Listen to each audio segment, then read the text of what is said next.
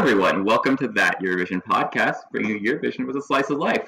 I'm a bit of a new voice here. My name is Ben. I've been with That Eurovision site for about a year now. It's my first time doing a podcast and first time hosting, so it's going to be a fun time.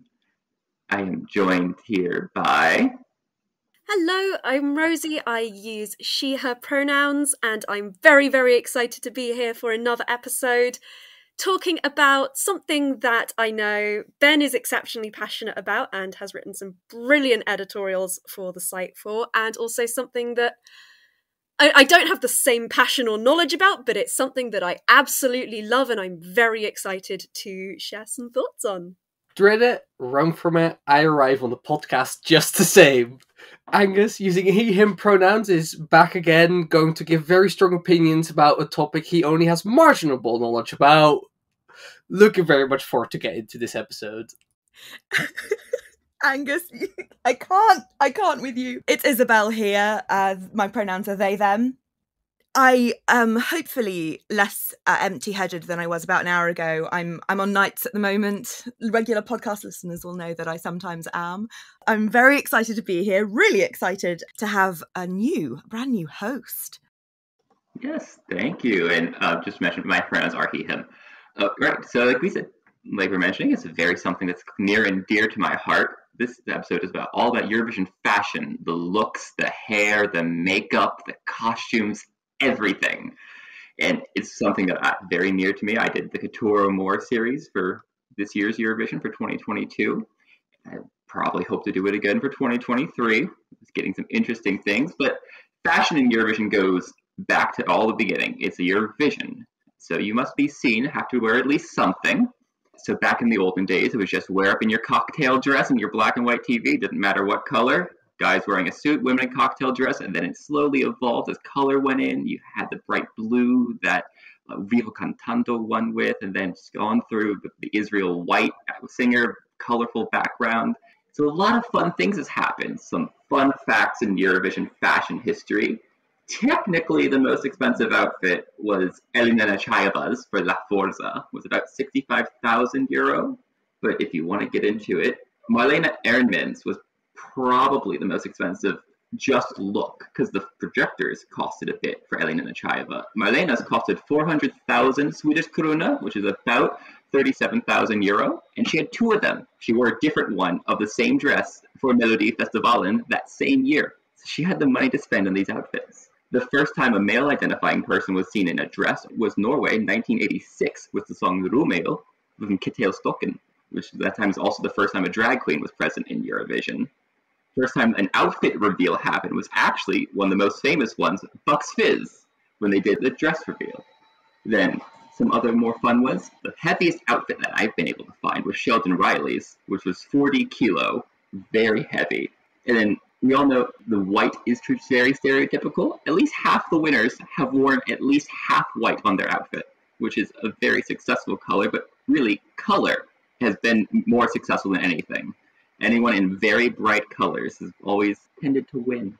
And so now moving on, what we would think would be some of our favorite outfits. You've already mentioned one of mine, at the very least, Elena Nechayeva's projection dress, and also our other projection dresses we've had for Omi, and also for When the Music Dies, which is a little bit more subtle, but Aliona Moon, thank you, Isabelle. I had completely forgotten the name. But yes, all three of those projection dresses are just absolutely stunning set pieces. And I'm not going to pretend that I think those didn't contribute to how well all of those songs did. I like all of the songs, especially I love Omi and La Forza, but those dresses, those stagings were just a whole new level. A couple of the other possibly more well-known ones I want to mention. Another one you've already mentioned, Ben, Salome, Vivo Cantando. What an incredible jumpsuit that is. All of the blue and the fringing is just gorgeous, and it absolutely pops on those sort of 1960s TV footage clips that we see of it. More recently, I also want to give a shout out to Kate Miller-Heidke's dress, which it's a little bit more subtle, but it's one of those dresses that would not work in any other staging. I think it fits everything that performance was so beautifully. That sort of almost slightly space-like colour and texture, but also the floatiness and the airiness and the etherealness of it was just beautiful, and it would not have looked anywhere near as good had she not been swinging from a 12-foot pole. Slightly more subtle ones I also want to mention. I sort of view these two as a pair, and these are sort of the two that I want to own the most. And that is Ilse from the Common Linnets and Monika Linkytė from Lithuania 2015. Ilse's sort of the white version, Monika is the colour version, but those sort of floral delights, that is what I want in my wardrobe. That is what I love. I need those dresses in my life. And also just to give a shout out to a male outfit that I think is also absolutely awesome. I actually really want to give some love to Sam Ryder's outfit from this year as well. I think that was such a fantastic, creative, gorgeous outfit for the stage that again really embodied there was such brilliant sort of British cultural references in it to sort of the pearly kings and queens, but it was done so well and so in keeping with the song. And I'm sure we're going to get into the limits of male creativity in a lot of places a little bit later on in the podcast, so it makes me really happy to see men turn up in something other than a pair of jeans and a t-shirt or all black. I'll go through my honourable and one dishonourable mention in chronological order. I'll start with an outfit that has been mentioned twice, which is Salome's during Vivo Cantando. I need to remind people it was made of porcelain. They were porcelain beads. Yes, it was like 14 kilos. She wasn't allowed to dance because back in the day it was actually forbidden at Eurovision, and she did it anyway, and she only didn't get penalized because 2 other countries also were like, screw those rules. The way she moved, it's just so mesmerized. Like, if you know that information and you look at it all makes sense how she moves in it, how mesmerizing it was.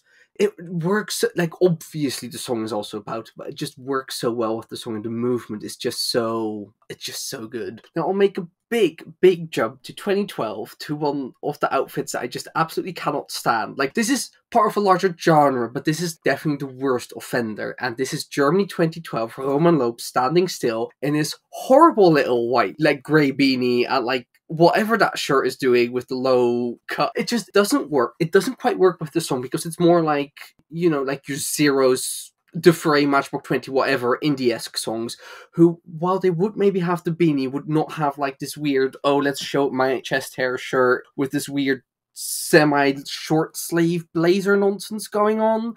And whatever those khaki long pants are. I'm a hipster, Isabelle, but this look was atrocious even for hipster standards. The thing is, if I go to a concert with music like this, I'd rather expect them to show up looking like Lake Malawi in, like, you know, just a sweater and a trouser, which I find more forgivable because it does feel more planned than this. Now, 2 more looks that I really love. First of all, Albania 2019, Jonida Malici with Ktheju Tokesh. I always find it difficult to criticize looks that are more cultural because obviously, like, they're more like traditional cultural looks, so you need to be careful with being like, okay, this or that part to me didn't work aesthetically, while also considering what the tradition behind this and what the history behind it is. But I do feel that Jonida's dress at Eurovision really rode that line between traditional elements and slightly more modern additions to it, and it just is so stunning. And I mean, black and gold is always a good colour combo, isn't it? It's just so nice to look at. And I'm going to close off with Netherlands 2021. And I don't just mean Django McCoy in Birth of a New Age. For this one, the entire ensemble is very important. Again, it's very much a cultural moment. So it's difficult to necessarily also highlight certain aspects of it without being like, I'm just trying to highlight the cultural parts or what they added to it. But it just works so well with the song. It's really a man who is at least trying to do something, to stand out, to represent something while being memorable, while being also very aesthetically pleasing to anyone. Like, I think that's also very much, and that's something that Django was really going for being like, bringing that dash of color and like his personal history in it, while also really trying to be at least accessible to anyone experiencing any of this for the first time. And that is why I really love just those 4 outfits on the stage. I had such an interesting time trying to kind of narrow down my favourites. I mean, it's always an interesting time, but I think it was particularly interesting because with fashion at Eurovision, we could talk about fashion as in what's on trend, what's trending, as in what are people wearing. We could talk about couture, which we have seen on the stage. We've seen things that kind of either are literally by designers, you know, or that are recalling, taking their cues from catwalk couture. Anything on the stage is a costume, but the category of costuming is sort of another thing altogether, isn't it? So, I mean, and all of these things overlap at Eurovision, and I think that the overlaps are interesting. I thought it was an interesting thing to consider how we're framing what we're looking at. And also in terms of like what we think is good or what we enjoy.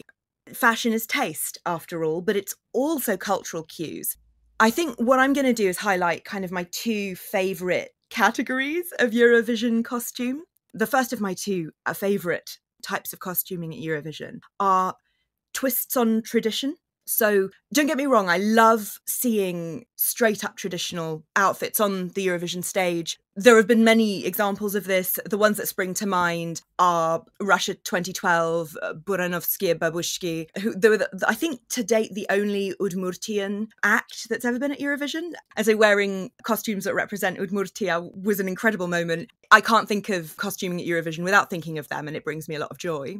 Similarly, Mattis Haita, Norway 1980, wearing a traditional Salmi outfit whilst singing a song literally about Salmi independence. I want to shout out Manija, who for Russian 2021 did something so fabulously clever and so delightful and so sort of cheeky. She wore that incredible dress that moved of its own accord and the jacket that was made of a patchwork of fabrics from all the corners of Russia. I mean, that's how she described it. So literally people like sent in fabric from all over Russia, which I adore because it's a reminder of how gigantic that country is. No country's a monolith, but like certainly Russian culture is not monolithic. So that's always worth bearing in mind as well, just when we're thinking about traditional outfits at Eurovision. Like any given country has more than one traditional outfit. I love that dress because of the obvious dramatics of her busting out of it. The song is all about the societal norms and pressures on Russian women, right? So like the symbolic opening, and she like kicked that dress open and like slammed it shut, didn't she? And then was in just like this bright red boiler suit, still with a headscarf, still a recollection of tradition. I want to also highlight Go A in 2021. 2021 was just a fantastic year for costuming, I think. The song itself took a traditional Ukrainian folk song, a spring song, and then reinvented it. So talk about tradition with a twist, that was in the music. The aesthetics were so strong. And again, it's hard to separate out the costuming sometimes from the actual staging choices themselves. So the reason that vivid green, that like lurid neon green shrug worked so well on Kate, the singer, was that the rest of the set and the costumes were ice white. They had released Shum in some form previously, in a form that much more closely resembled lyrically the folk songs it's based on. They had to adapt the lyrics quite a lot and adapt it musically to make it viable. I think they might have taken out the lyric about nature wearing a green mantle. I love that they put it back in a reference with Kate's incredible green shrug. I can't not mention Poland 2014. The thing that's so fun about it, costuming-wise, to me, is that the song itself is incredibly tongue-in-cheek, right? Mi Słowanie is playing on all these tropes and cliches about Polish women, and it's so cheeky. The costuming is beautiful. I'm not sufficiently familiar with Polish traditional dress to know how closely it maps onto specific traditional outfits, but it's obviously playing on traditional Polish costumes. One of my favourite moments in that song is the bridge, where you just have this kind of dancing, swirling, there's like a kind of a handkerchief dance. Again, it's hard to separate out things like the camera work from the costuming. Part of what makes that moment so effective is that you get this bird's eye view of these dancers swirling in these floral skirts, and the ground itself has this glorious floral projection on it. It's one of my favourite Eurovision moments.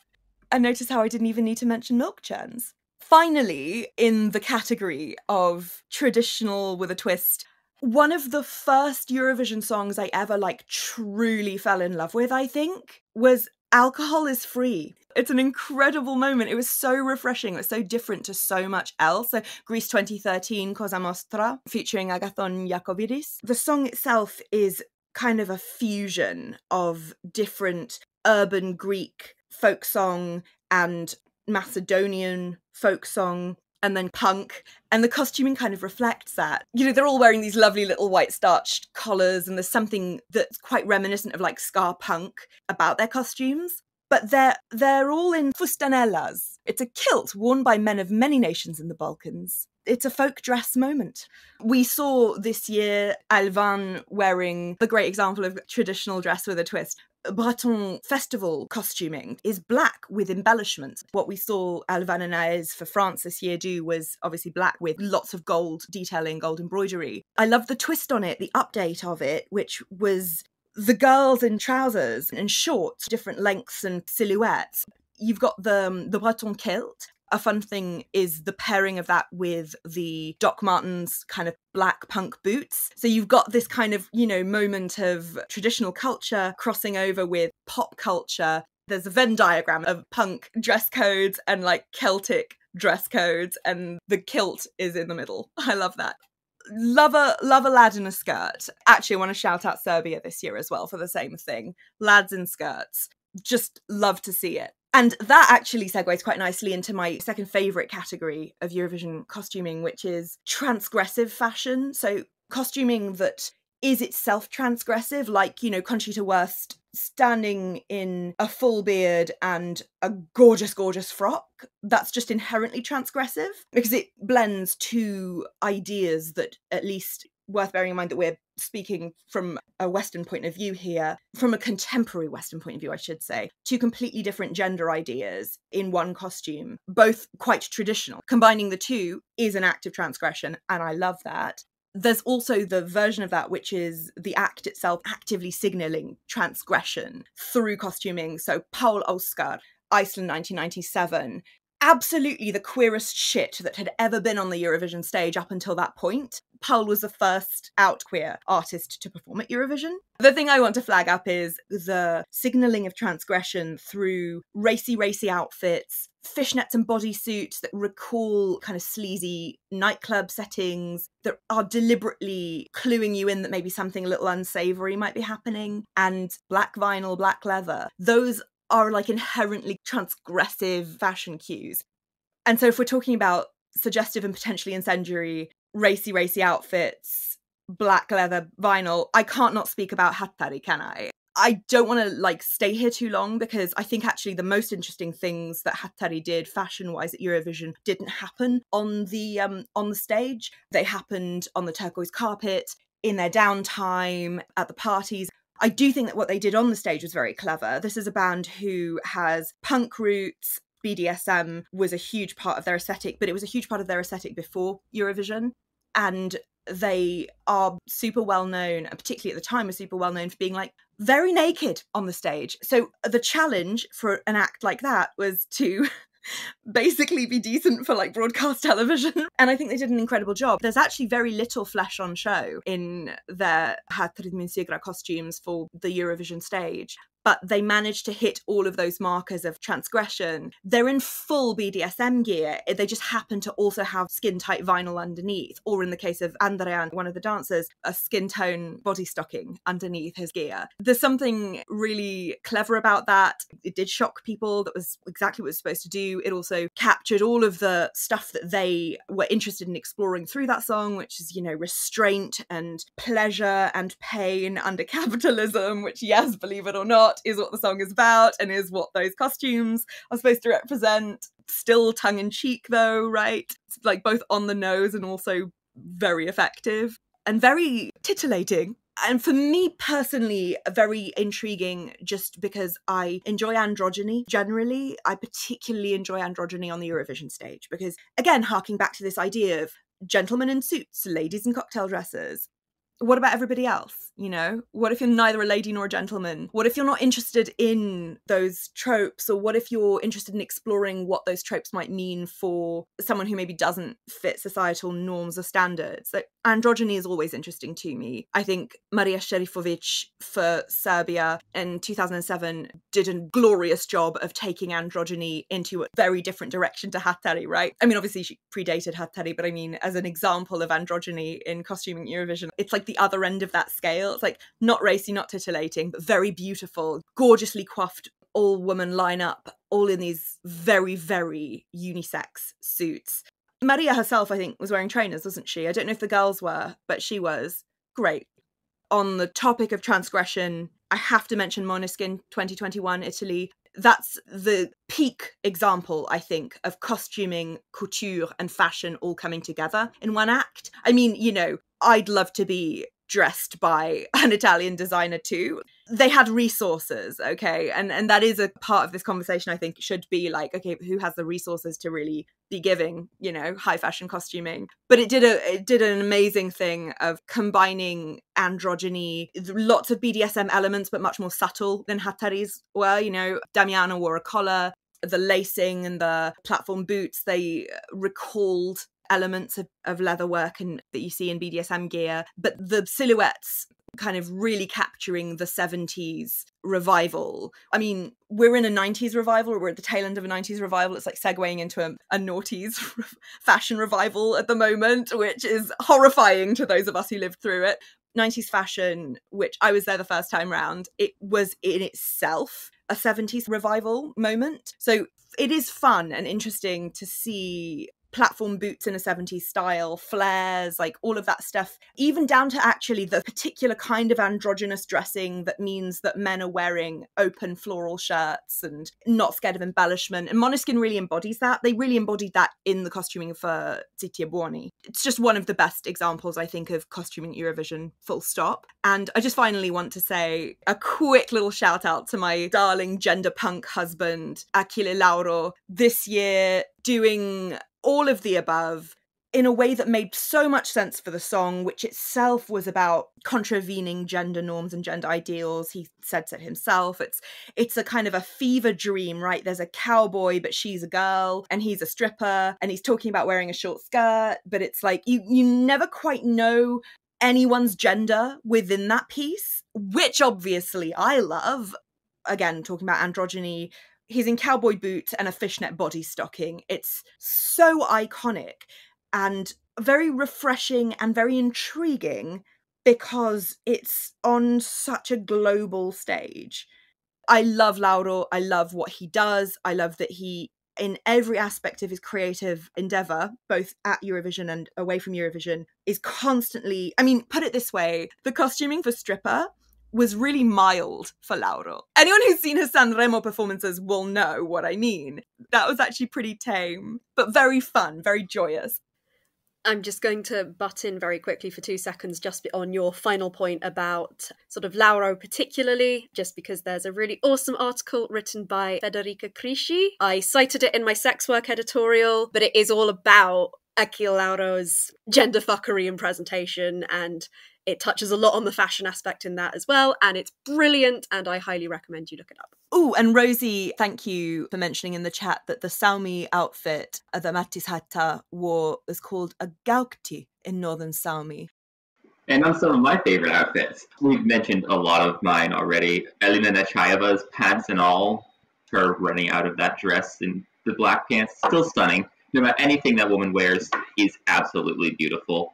Kate Miller-Heideke's as well, the flowy white dress is iconic. Some honorable mentions from this year of my favorites.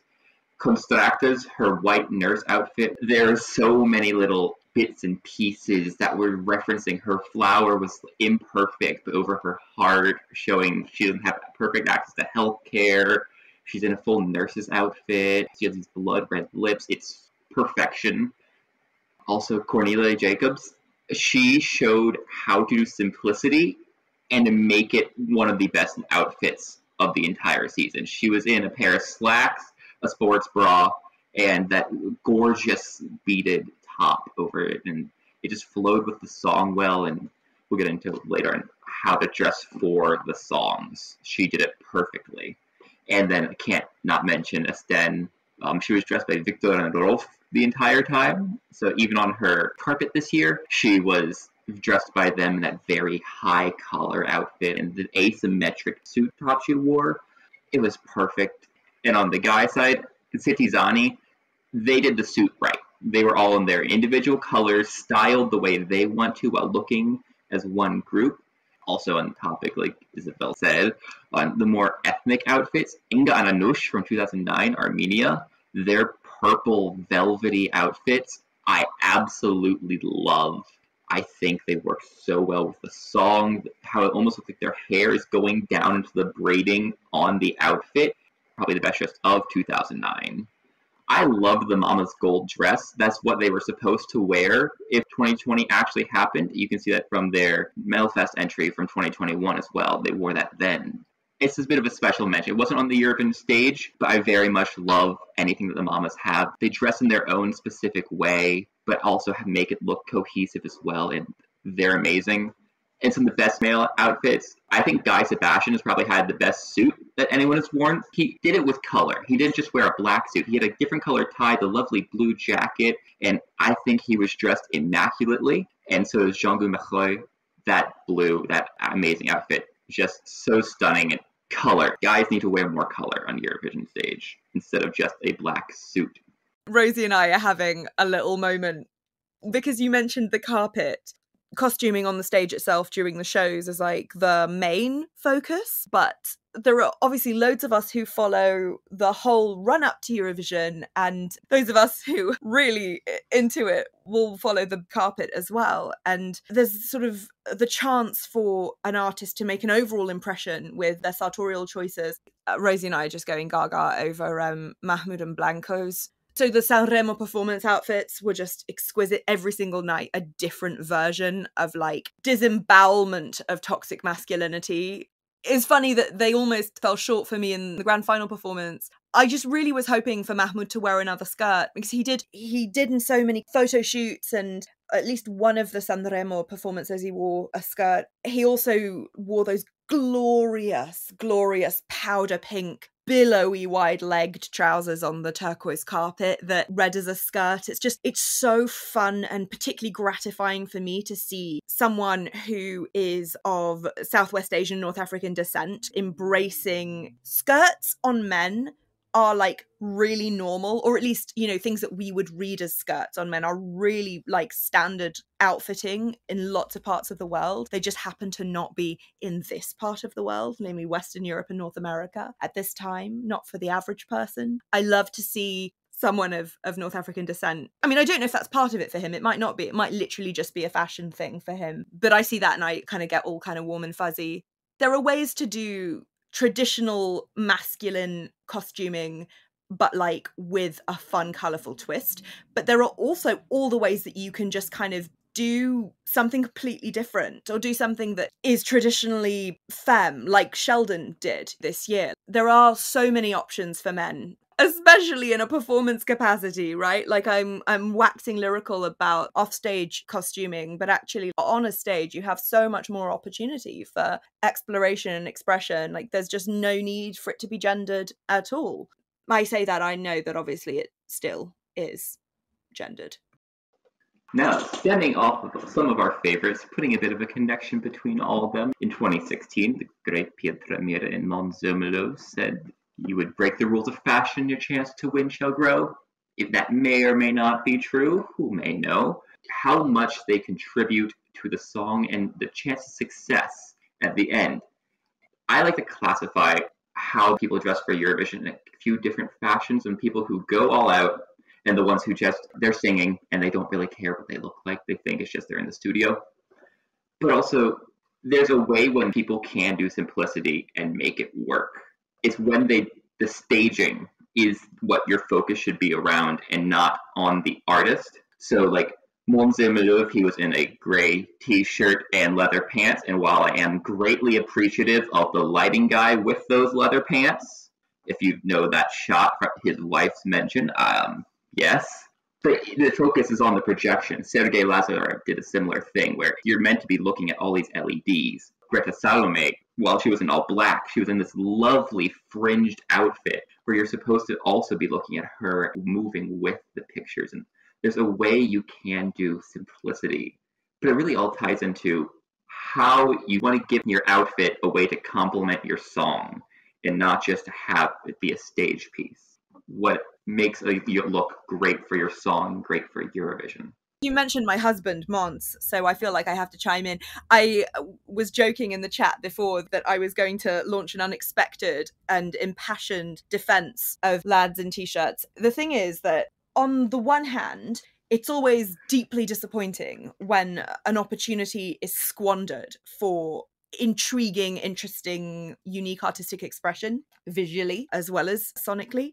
But it sometimes is the thing that works, as Ben, you've already said.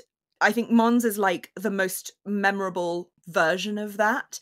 The simplicity of his costuming worked, yes, with the staging, but also with the dynamic nature of his movement. He wasn't out there doing like dance breaks and all of that, but the energy of his performance was when he kind of broke out the LED, sort of the graphics portion of the song, which, I mean, I'm not even a big fan of. I kind of hate it.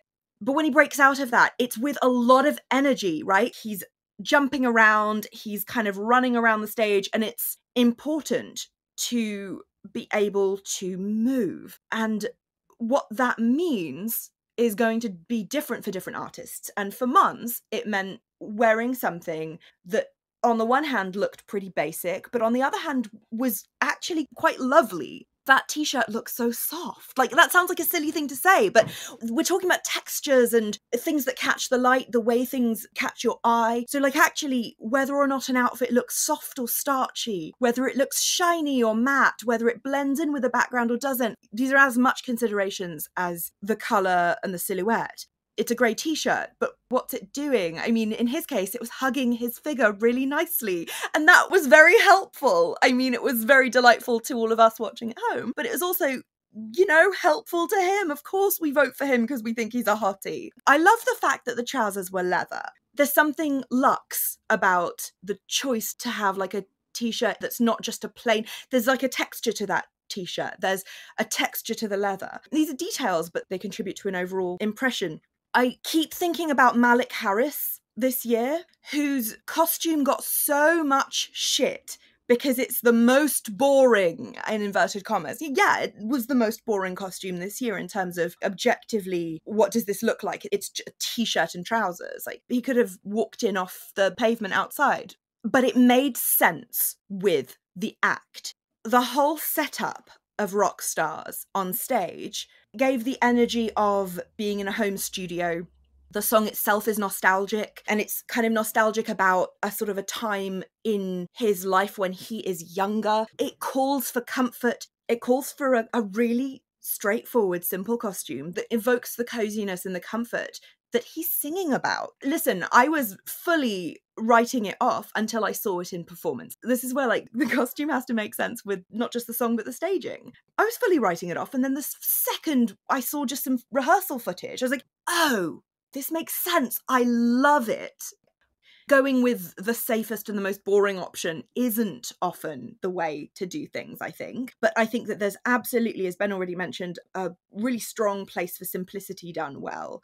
For example, Mia Dimsic this year was tripped up by the fact that they put her in. I mean, listen, there's a whole conversation we could have about, like, the garments themselves.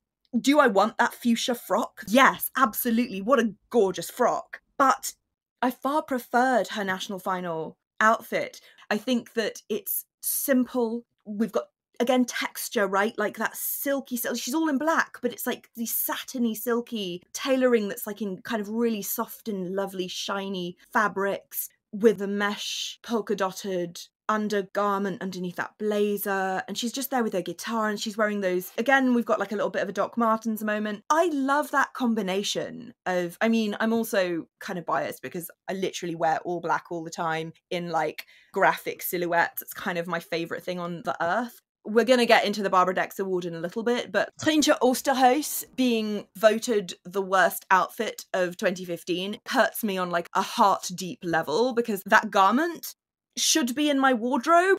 I love like a billowy black garment. I love like a graphic black garment. All of this to say that I honestly, like, I think that Mia listen, she may still not have qualified, but there's something to be said for the gorgeous, gorgeous frock not necessarily always being the best choice. And in a similar way, I think that Poland this year wearing black tie was the worst possible choice. I hated it. I don't think it's necessarily better than a grey t-shirt. And actually, I think sometimes a grey t-shirt is exactly what one needs. And I mean, on a similar sort of vibe, Bulgaria 2021, it's not a grey t-shirt and jeans, but it was like athleisure elevated to a costume, a heightened version of what you might wear when you're in your sweats around the house. And it worked perfectly for a song that was all about her internal emotional landscape and about comfort and, again, sort of nostalgia. It was cozy, and sometimes what you want is a cozy vibe. What I'm trying to say is Monza's grey t-shirt makes me feel cozy as well as aroused, and I enjoy that for myself in my life. Yeah, I will, for the most part, shit on men in jeans and t-shirts simply because it feels like a cop-out, but there are times when it absolutely works. And I love the fact that you brought up Rockstars, particularly because when he's talked about how he set that performance up, it was inspired by the days when he was recording his first songs. He used to sleep in the studio, and the whole sort of stage setup was intended to replicate the studio that he used to work in. And it feels like, yeah, he might have just rolled out of bed in it, but that is exactly what he's intending to evoke there, and it absolutely works. I feel like there are different categories when it comes to how costumes can be successful, in terms of either they just work with the song or they actively form part of the performance as well. So we've mentioned Bucks Fizz, we've mentioned the projection dresses. I mean, we have to talk about Lordi as well. That whole performance would not have worked in anything else. And they were creating characters, they were creating a story. And I think they did that so perfectly. And there are times when I think it hasn't necessarily worked quite so well, but they've clearly tried to. I mean, the first example that comes into my head, and this is possibly just because the song exists, is Butterflies, Belarus 2010, with the literal butterfly wings coming out of the dress in the chorus. I weep forever. I know what they were trying to do, but no. Like I say, that might just be because I dislike the song, but everything about it felt so literal and so on the nose. It felt like it should have been from 10 years previously, I think. Another one that I wanted to mention that sort of related to, again, what both Isabelle and Ben were saying to do with things like simplicity, Jamala. What Jamala was wearing was just incredible. It was kind of deceptively simple. It was this sort of pantsuit with a sort of cape in that beautiful blue colour, and that with the golden tree, you've got the colours of the Ukrainian flag on stage. The way it moved with her as she went throughout that performance was just stunning. I am forever in awe of how simple and so effective they made 1944 on stage. And I just wanted to bring that up as another example. The other one I think I do want to mention, simply because we have touched on the Barbara Dex award, and this is the one that hurts me the most, is Nina Kralic. I know that that is a controversial outfit. It is a lot, and I get that it is a lot, but that woman has one of the most ethereal voices, and that needs an ethereal outfit. And I love the textures and the layers and the transparency, and again, the way it moves with her as she performs. The outfit reveal as part of the performance was just incredible to me. And again, I love the song. I will defend this song with my heart and soul, but I love the way that that outfit worked with the performance. The fact that that won Barbara Dex that year has wounded me to my very core. While listening, I was also going through Eurovision moments that stood out into my mind, and these two are going to sound like weird picks, but I do think they very well fit into the pick something that works with the song, but also very specifically with the performer. And those are France 2009 and France 2013. France 2009, Patricia Kaas. Again, like, Patricia Kaas went to Eurovision. I'm still not over that fact existing. I mean, the dress, her outfit is very, very simple. It's a very basic, frankly, not even that flattering cocktail dress situation. But for this kind of throwback song, and the way she performs it works very well. And especially at the end, where she just then steps away from the microphone and just closing 20 seconds, where she just dances around a bit, and it's very much like, the spotlight is on me, this entire club is here for me, this stage is owned by me. It just works perfectly because you're not looking at the dress, you're looking at the star, and the star is Patricia. Whatever she's wearing, she could have been wearing anything and she would have been the star, but this just really accentuates it. We're just focused on her. The outfit is like not even tertiary to the entire performance, but it still adds to it in its own way, just by virtue of absolutely not taking anything away. In France 2013, it's a great song. It's basically just a black dress with black leather tassels, right? It's just black leather tassels all over. But especially with how her hair is also, and how angry the song is. Her hair is also actually, I think, a very key part of the entire look. It really digs down into sort of like that punky, grungy aesthetic while also doing its own thing. It's also, it feels very like, I just woke up, I'm still mad about what happened last night and what happened last week, I'm now just going to like shout about it, and we should all be thankful that happened on the Eurovision stage, to be honest. They're just examples. The reason I wanted to highlight Patricia Kaas was because I also want to highlight another look very quickly, which was Serbia 2019, Nevena Bozovic. It's one of those dresses that doesn't move, and arguably the song deserves movement. You could argue that it deserves like a dress that by itself moves more. But all Nevena did and needed to do was give us that Angelina Jolie on the red carpet leg moment. It was just like, boop, here's my leg. Those were the 3 minutes. That's all we needed from her. She did her thing, performed well, and it worked very effectively, at least to me. Just while we're talking as well about outfits that move with songs, the other one I really want to give a shout out to that I've completely forgotten every time, and then I keep remembering it this episode, is John's Tears from 2021. That shirt and the dance and the entire choreography of that performance, gorgeous! Oh my god, I love it so much. I'm so glad that you brought up John's Tears, because one thing that struck me was how much John plummeted in people's estimation and in the bookies' rankings relative to how much he was hyped before. As soon as people saw his rehearsal footage, and then how much his costuming, which I think was iconic, was actually really made fun of by quite a lot of people. And I mean, I think that Graham Norton said worse things about other people last year, but there was something really condescending about him saying, oh, it's just like he's gone and found his favourite bits out of the dressing up box. Why is it that somebody who doesn't have a model figure, who maybe doesn't have a conventional beauty, and we're still talking about a white man who is actually very beautiful, because there is a question with all of this that has to constantly be asked, like, is this fashion? Is this a good garment? Or are they just thin and white and able-bodied? You know, that's something that should be, I think, at the back of our minds, because our points of reference are so often what we see in the magazines, what we see on the television, what we see in the adverts, on the catwalks, and what that is so often thin, able-bodied white people. I just think it's really worth wondering whether Graham Norton would have said the same thing about John if he had been David.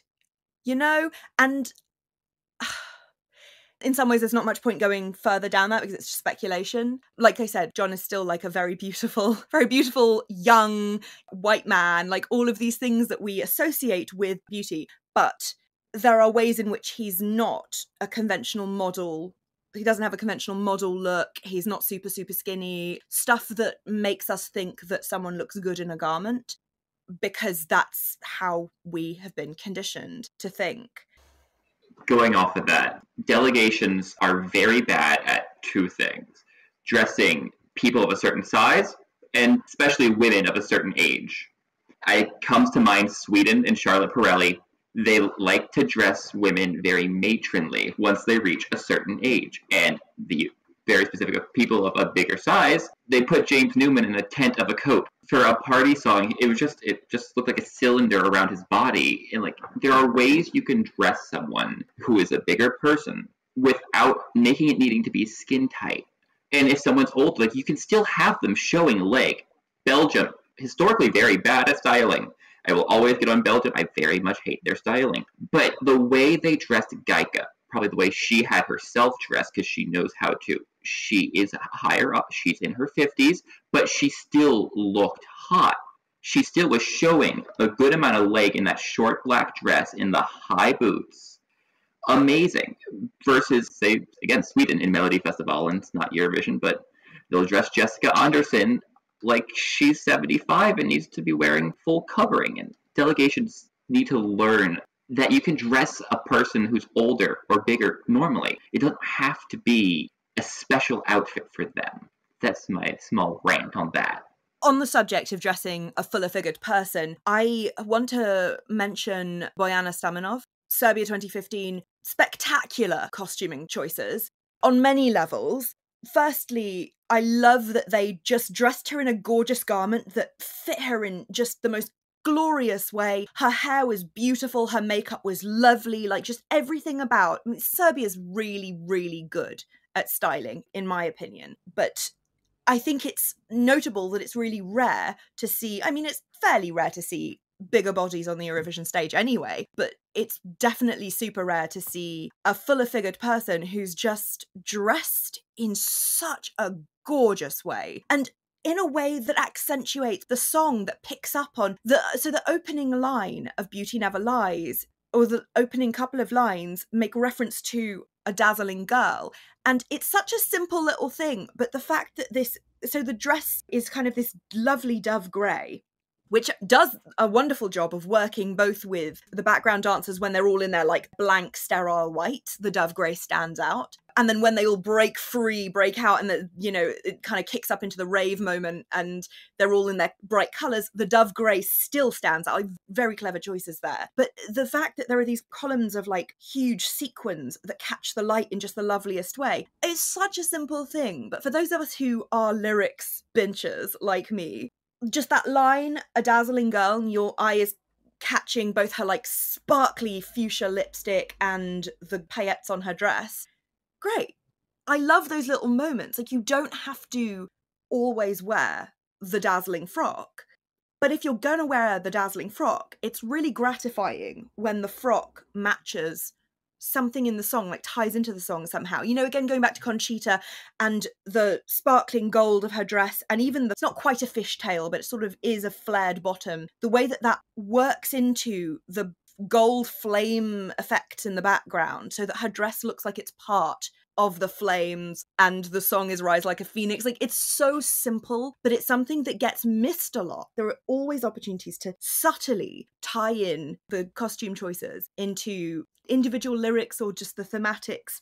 And I mean, another example of that is Dilara Kasimova, Azerbaijan, Start a Fire. She's in a bright, like a fire engine red dress. So is her aerialist. The dress itself is a gorgeous garment. It's got all this glorious lacework, and on the back particularly. Just a really simple thing to pick a dress that picks up on that fire imagery. It sounds so obvious, but again, I keep thinking of Mia Dimsic and the fact they just put her in a bloody lovely prom dress. You see it when it doesn't quite do the thing. But yeah, Bojana, absolute textbook example of doing a fabulous frock right, dressing a larger person right. You can't have me on here without me mentioning Valentina at least once. San Marino, every single time Valentina has been on that stage, between the red flowy Vola dress, the white dress from Maybe, even the pantsuit from Spirit of the Night, San Marino dresses her well. And they're an example of, again, dressing a woman who's in her mid-40s very well. They're not making it super matronly, or they're just dressing her normally. I love that Valentina is to Ben what Lauro is to me. Have I ever been on a stream without mentioning Lauro? It's kind of or Valentina for me. You look at one of those two. But let's move on to, we've talked about the good and then the bad. There's been an award in the past for the bad. The historic Barbara Dex Award. Some history on it. It was started by a Dutch website, the House of Eurovision, in 1997, named after, I believe Barbara Dex was a Belgian entry? Yes, 93. Belgium, 1993. She made it herself. It was an interesting outfit. Interesting. It wasn't awful. It wasn't bad. But it was interesting. And then it moved in about 2016 to Song Festival .be, the same people who do Eurovision 250. Recent years have had it go from the worst dressed to most notable. And then now the award's been retired. So when I have a small discussion on what we think the status of the award is in the modern contest as well as has it always been really the worst dressed outfit winning the award? I mean, sometimes it definitely wasn't the worst dressed. I think many people voted for something that was just controversial. It's very much like the Razzies for like the worst movies, which at times have picked truly atrocious widespread movies, but at sometimes also just hate on something because it's popular. And I do think you see something very similar with the Barbara Dex award, especially, for example, Montenegro 2017, Portugal 2019. Those are two where I cannot even comprehend why people voted for them to a certain degree. I mean, small note about Portugal 2019, they had at that point already rebranded it or attempted to rebrand it. So that was the first time that it wasn't supposed to be for the worst dressed. It was supposed to be the most memorable outfit. That was the case for 2019 and 2021. Other times they have got it right. I mean, Andorra 2008 was questionable. Serbia 2010 is the worst haircut I've probably ever seen in my life, and definitely one of the worst crimes we've seen on the Eurovision stage. I hate almost everything about Ovoja Balkan. I think it's a terrible song. Many things about the performance confuse me on a deep level, including the hair choices. But the outfits are fine. They're actually quite nice. Do they match the song? There's arguments to be made for why it works with the whole K-pop vibe of the song itself. It's like definitely not the worst outfit of the year. But I mean, I feel like people were probably not just voting for the garments. It's the full look, but it's also very hard to sometimes disentangle the look from the outfit because different hairstyling would already completely change just the entire look. But not to say like, oh, in the beginning they got it right and they lost sort of their raison d'etre later on. I mean, was it a good look? No, but Germany 1998, Gilda Horn, his outfit was perfectly fine. People only vote for him because he's not conventionally attractive. And, I mean, if that's what people want to vote for, as much as I hate that, I cannot, there's not something I can give as an argument against it. If people say, like, this was just aesthetically unappealing to me, I do think it's fairly rude considering a lot of the other things we saw in 1998, which, okay, looking back, and it is the late 90s, which was not a great time for fashion. And especially looking back now in the time we are in now. But there's so many examples like that where we're just in the immediate beginning you can see there was just some nonsense going on. Even if in some years like Macedonia 2018, even fairly late on, that was not a great look. As for the place in the current contest, I don't think we need something this official about it. I think it's good to have discussions about, hey, this look isn't good, this look is good. But just having straight voting is not helping anyone. Like having actual discussions on it on social media or in private, in friend groups, that's very good. But just this voting where you then also get all the nonsense that comes with fan voting. Because this just becomes a fan voting contest and also a hate voting contest at the same time. Like, I wouldn't be surprised if in 2021 Tix got the award by an equal measure of people who hated him, hated his outfit, and people who actually are fans of him and knew he had a chance of winning it and wanted to give him an award, especially because by then it was fully rebranded as most notable outfit. So you get that kind of tension. I feel like, first of all, it's now kind of been rebranded, and it is worth mentioning it has now been rebranded to the Eurovision Award, which, I love as a title. I voted when they did the vote to change the name of it from the Barbara Dex to move away from the connotations that had to a new name, and it was the only one that wasn't named after a person, and also I love the pun, and I'm delighted that it's won. And I think that Sheldon Riley, as a first winner of that was a very memorable outfit that did a lot to enhance and to emote the performance that he was giving. As a first winner of that award, I think it was a great choice. I think it's also very interesting looking back at the history of the Barbara Dex Award that actually a lot of the outfits, particularly that people have brought up and that won the award, are now some of the most iconic in Eurovision history. Verka won the Barbara Dex Award, and how many people wrap themselves in tinfoil and stick a star on their head and use Verka as a Eurovision dress-up? As a character, they are synonymous with Eurovision at this point, and I find it very interesting that that is what is voted for. Similarly, possibly someone like Ronan Nishliu, Nina Kralic as well.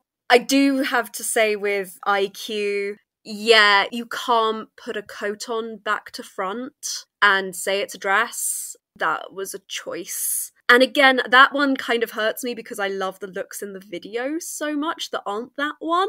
And everything about North Macedonia 2018 falling to pieces slightly just kind of hurt me because I love the song so much. I feel like it's easier to vote for something that is funnier and more memorable rather than something that's put no effort in or that doesn't work for some way. And for me, I feel like if I can kind of see you making an effort in some way, I generally don't think you've won the worst outfit. You are not the worst look by any stretch of the imagination. I would rather look down this list and see a bunch of men in t-shirts, quite frankly, with no sort of thought behind them. Like, as we've already said, sometimes that sort of outfit does have a thought behind it, and that makes sense, and that is absolutely fine by my book. But when it is a failure to imagine something, I think that is when we're getting into what I would say are the worst outfits. I think so many of the outfits that are in this award are imaginative. I think they're interesting. I don't necessarily like all of them. I don't necessarily think the aesthetics are particularly good for all of them, but pretty much every single one has tried to do something interesting. I mean, Moya 3 is in there, and those outfits are utterly ridiculous, but they've really tried to create an aesthetic. This is an award that can, certainly in its old form, punish creativity and originality. I don't necessarily think all of them have to work, but even if I think you've put thought into it, I still don't think it's the worst. I think it's going to be really interesting over the next few years to see if this new rebrand, this new name, does help it to move away from this idea of the worst, because I think it is still very much synonymous with that. And I think moving away from the name of the Barbara Dex Award, and quite frankly, that dress was fine. There is nothing wrong with the dress Barbara Dex wore. It's not the most right-homeable dress about, but there's nothing wrong with it. And I think the entire foundation of the award is ridiculous. But also, I would love something that awards interesting fashion. I'd love something that awards memorable fashion. And I really hope that if this does continue in this way, it does make that move towards awarding creativity and originality rather than punishing people for it. I completely agree. I think the rebrand to a positive recognition award rather than a negative recognition award is a really good one. I can't believe that I didn't get the pun until like just now. Eurovision is, I just hadn't said it out loud, I don't think. That's amazing. I support that 100%. Exquisite. 10 out of 10. Love that Sheldon Riley was the first recipient of the Eurovision Award. I'm going to say it at every possible opportunity now.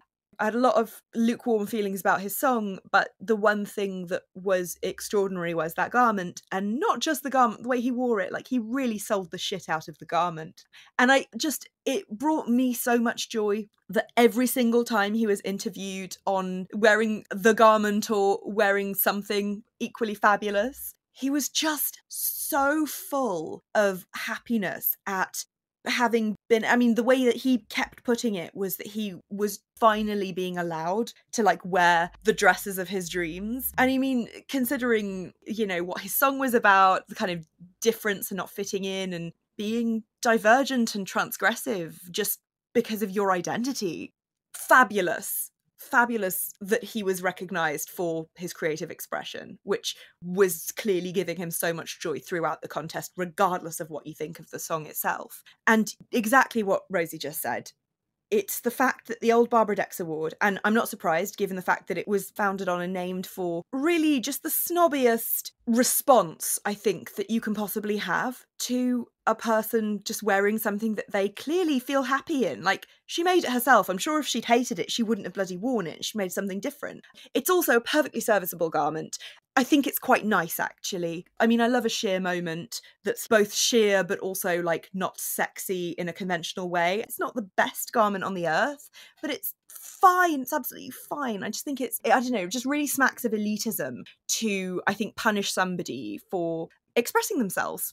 I think there are times when self-expression is questionable, and there are times when self-expression might be not to my taste. And that's fine. Like everybody's already said, I think that we should be able to talk about that, and for it to not necessarily be a reflection of what we think of the artist themselves, you know, unless the artist is a shithead, and then I think it can be ticks.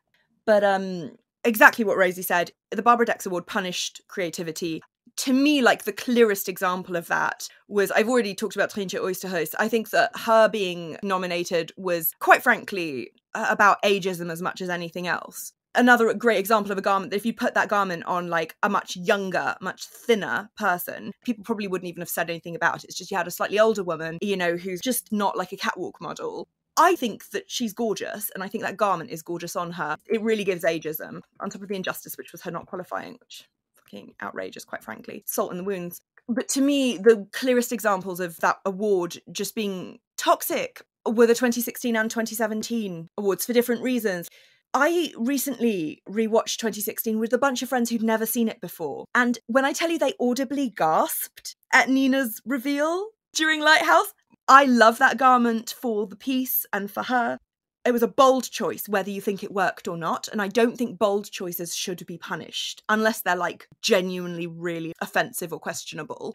To me, I think the most upsetting, though, is 2017. It really feels like Slavko Kalizic was punished for being queer on main. It really feels that way. And maybe this is just me projecting because, you know, I'm queer on main, but I love that outfit for him. It worked great. The outfit and the hair, like all the choices worked great. The song was a bit of a mess, but I just loved his performance. It really felt to me like people were pointing and going, haha, funny person we don't quite know how to categorize. That feels like that's been the energy of the Barbara Dex Award. So I'm really happy that it's no longer in operation.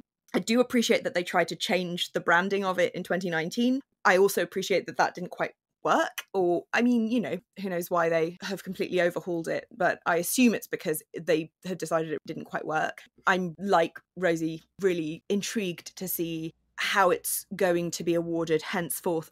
It may turn into who do we think is the hottest award. Like there is always that danger because it is hard to separate out our like feelings of attraction to aesthetics versus our feelings of attraction to people. That's kind of natural. To be honest, that's also how, you know, the voting works generally, isn't it? It's like, it's hard not to like an act more if they're foxy. My husband Mons being a prime example. But I'm heartened by the fact that Sheldon won the first one. I think that there were other costume choices this year that I love more. But in terms of this particular framing, Eurovision, it's not just about fashion. It sounds like it's also about the message and the feelings. It feels a little wishy-washy, but I think that that's okay. Going off of basically what you all said, and I think another big issue that the Barbara Dex Award had in the past was that people were failing to separate the song from the outfit.